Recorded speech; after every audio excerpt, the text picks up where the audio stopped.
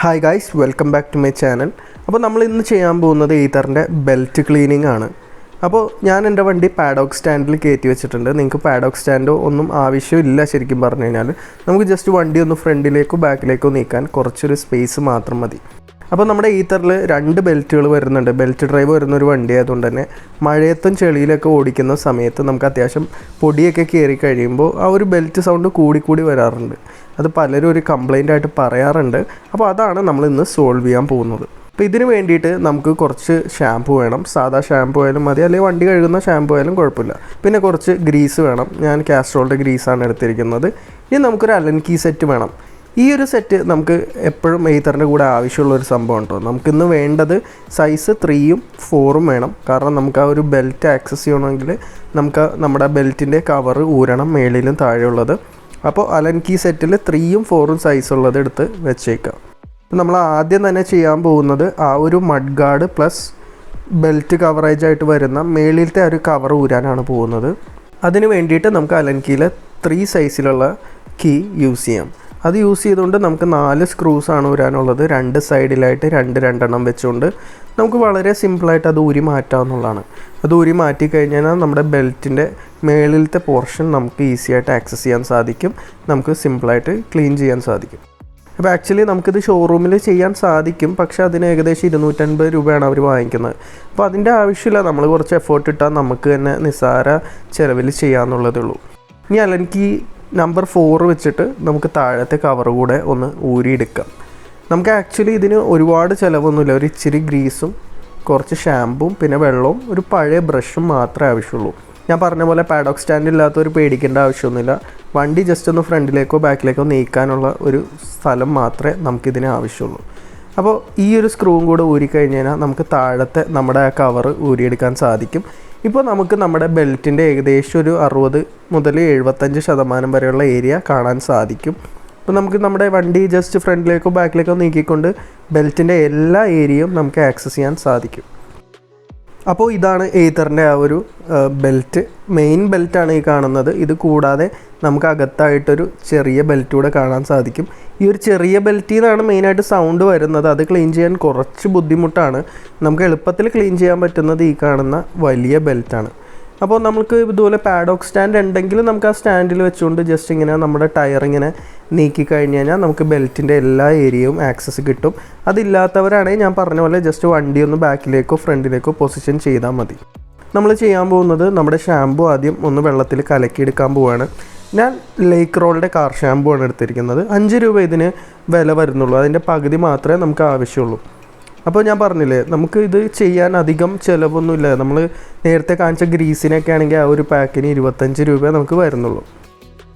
അപ്പോൾ നമ്മൾ നമ്മുടെ ഷാമ്പു കലക്കി വെച്ചിട്ടുണ്ട്. ഇനി നമ്മൾ ചെയ്യാൻ പോകുന്നതെന്ന് വെച്ചാൽ നമ്മൾ ഈ ഒരു വെള്ളം നമ്മുടെ ബെൽറ്റിലേക്ക് ഒഴിക്കാൻ പോവുകയാണ്. എന്നിട്ട് ജസ്റ്റ് കുറച്ചൊന്ന് വെയിറ്റ് ചെയ്യുക. നമ്മുടെ ഇതൊക്കെ ഒന്ന് കുതിർന്ന് വരുന്നത് വരെ, ഇതിലുള്ള അഴുക്കും ചെളിയൊക്കെ ഒന്ന് കുതിർന്ന് വരുന്നത് വരെ ജസ്റ്റ് ഒന്ന് വെയിറ്റ് ചെയ്യാം. അപ്പം നമുക്ക് ഈ ഒരു ഷാമ്പു വാട്ടർ ഇതുപോലെ നമ്മുടെ ബെൽറ്റിലേക്ക് അങ്ങോട്ട് ഒഴിച്ച് കൊടുക്കാം.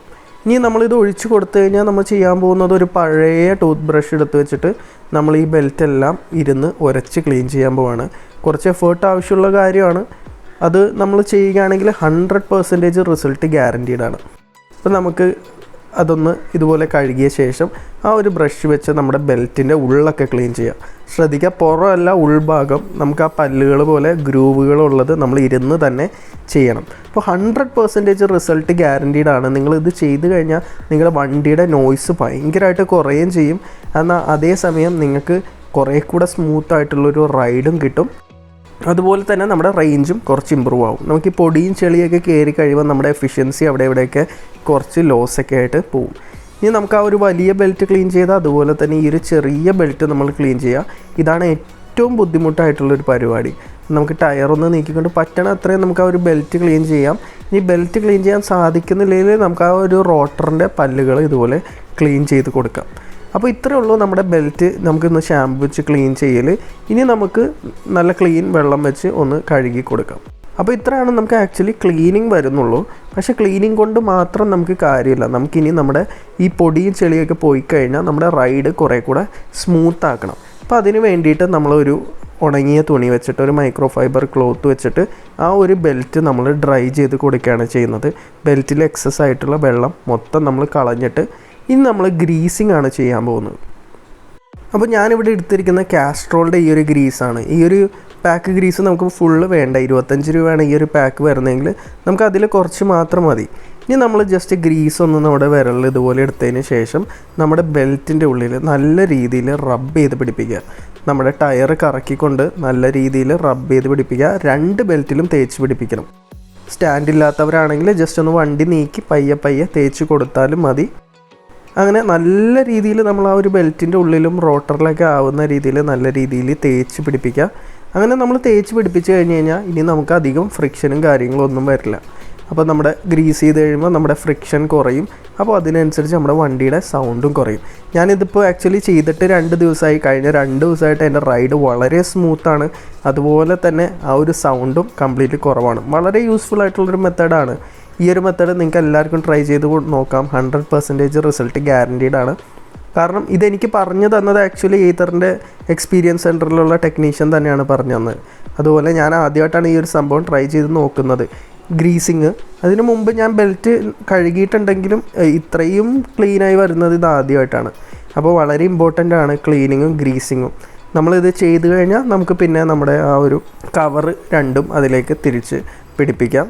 ആ ഒരു അലൻ കീ വെച്ചുകൊണ്ട് ഇത്രേ ഉള്ളൂ നമുക്ക് ആക്ച്വലി ചെയ്യാനായിട്ട്. ഇനി നമ്മൾ വണ്ടി ഓടിക്കുന്ന സമയത്ത് നമുക്ക് ആ ഒരു ഡിഫറൻസ് ശരിക്കും എടുത്തറിയാൻ സാധിക്കും. കാരണം പൊതുവേ എല്ലാ വണ്ടികളും വരുന്നത് ഹബ് മോട്ടറാണ്. ഇപ്പോൾ ഈത്തറും അതുപോലെ തന്നെ സിമ്പിൾ ഓല മാത്രമാണ് ബെൽറ്റ് ഡ്രൈവ് വരുന്നത്. ഇതിലാണെങ്കിലും ഓലയ്ക്കൊക്കെ സിംഗിൾ ബെൽറ്റ് വരുന്നതുകൊണ്ട് അധികം ഇഷ്യൂസ് ഇല്ല. പക്ഷേ ഈത്തറിൽ 2 ബെൽറ്റുകൾ വരുന്നുണ്ട്. ആ ഒരു ചെറിയ ബെൽറ്റിൽ നിന്നാണ് മെയിനായിട്ട് ഈ ഒരു നോയ്സ് വരുന്നത്. അപ്പോൾ പലരും അതൊരു വലിയ കംപ്ലൈൻ്റ് ആയിട്ട് പറയാറുണ്ട്. എന്നോട് പലരും ചോദിച്ചിരുന്നു, ബ്രോ എങ്ങനെയാണ് ബെൽറ്റ് ക്ലീൻ ചെയ്യണമെന്നുള്ളതിനെ പറ്റി ഒരു വീഡിയോ ചെയ്യാമോ? അപ്പോൾ അവർക്കൊക്കെ വേണ്ടിയിട്ടാണ് ഈ ഒരു വീഡിയോ ഞാൻ ചെയ്യുന്നത്. അപ്പോൾ നിങ്ങളിത് കണ്ടിട്ട് നിങ്ങളിതുപോലെ ട്രൈ ചെയ്ത് നോക്കുക. ജസ്റ്റ് ഒന്ന് ഷാംപൂ വെച്ചിട്ട് നല്ല ക്ലീനായിട്ട് നമ്മുടെ ബെൽറ്റ് കഴുകുക. അതിന് ശേഷം അത് ഉണങ്ങിയതിന് ശേഷം ജസ്റ്റ് ഗ്രീസ് വാങ്ങിച്ചിട്ട് നല്ല രീതിയിൽ ഗ്രീസ് ചെയ്ത് പിടിപ്പിക്കുക. ഇത്രയും നമുക്ക് ചെയ്യാനുള്ളൂ. ഇത്രയും നമ്മൾ ചെയ്താൽ തന്നെ നമ്മുടെ വണ്ടി ഡെലിവറി കണ്ടീഷനിൽ നമുക്ക് കിട്ടുന്ന സമയത്ത് എത്രത്തോളം സ്മൂത്തായിരുന്നോ അത്രയും നമുക്ക് സ്മൂത്തായിരിക്കും. ഇപ്പോൾ നമ്മൾ പിന്നീട് മഴയത്തോ ഒക്കെ യൂസ് ചെയ്യുന്ന സമയത്ത് വീണ്ടും നോയ്സ് കൂടി വരികയാണെങ്കിൽ ഇടയ്ക്ക് ജസ്റ്റ് ഇതുപോലെ ഒന്ന് ക്ലീൻ ചെയ്ത് കൊടുത്താൽ മാത്രം മതി.